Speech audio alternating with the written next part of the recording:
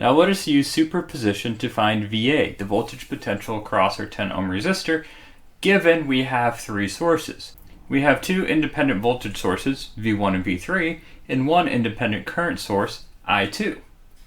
To begin, we want to look at the contribution to VA via V1.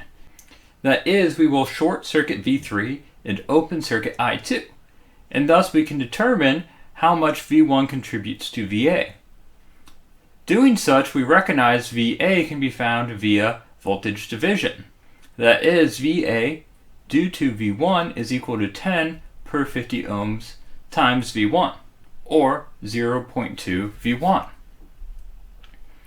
Next, we can look at how much I2 contributes to VA. To do such, we will short circuit both V1 and V3. VA due to I2 can be solved via current division than Ohm's law, such that the current running through our 10 ohm resistor would be 40 ohms per 50 ohms times I2, and then that current times the resistance, 10 ohms, would give us 8I2, or the voltage potential across our 10 ohm resistor due to our current source. Last but not least, to determine V3's contribution to VA, we will short circuit V1 and open circuit I2. We see VA can be found via voltage division. However, recognizing the polarity of V3, we would say VA due to V3 is equal to minus 10 per 50 times V3, or minus 0.2 V3.